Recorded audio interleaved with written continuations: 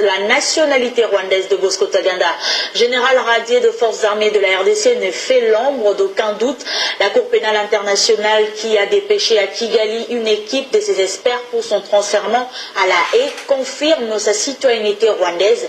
Patrick Karegeya va plus loin sur un autre dossier, celui de Bosco Ntaganda, l'ancien chef rebelle actif au Congo, est désormais entre les mains de la Cour pénale internationale. Il serait issu des rangs de l'armée rwandaise elle-même. Patrick Karegeya.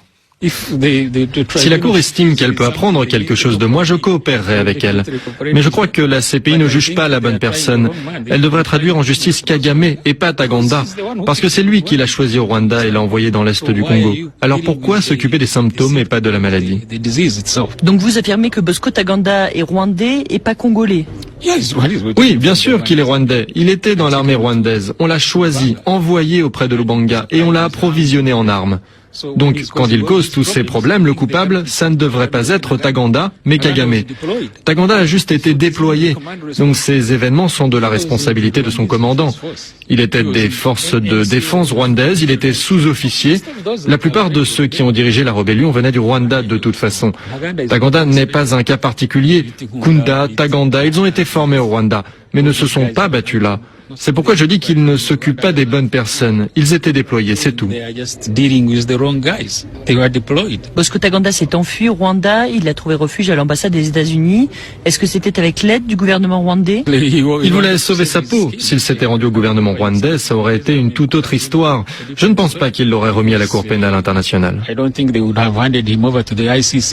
L'ex-chef des renseignements extérieurs rwandais Patrick Karegeya au micro de Sonia Rollet. Vous voyez aujourd'hui le rapport qui est en train de dire ce que nous disons depuis longtemps, ce que les combattants disent depuis longtemps, ce que les Congolais disent depuis longtemps.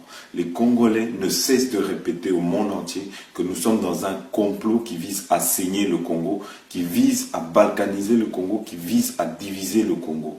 Aujourd'hui, vous avez entendu vous-même de la bouche de chef de renseignement secret rwandais qui dit bien que Ntaganda, Bosco Ntaganda est un Rwandais, Kunda Batware est un Rwandais. Cela vous prouve à suffisance que le M23 est une armée rwandaise implantée au Congo. Ça veut dire quoi? Ça veut dire tout simplement que Kabila est obligé de négocier avec ses frères rwandais, c'est-à-dire le M23, pour les faire rentrer dans l'armée congolaise. Pourquoi? C'est qu'il faut que ces gens aient l'hégémonie dans le Congo. Et pour avoir cette hégémonie, ils sont obligés d'intégrer les Rwandais dans notre armée pour qu'ils fassent partie du paysage congolais.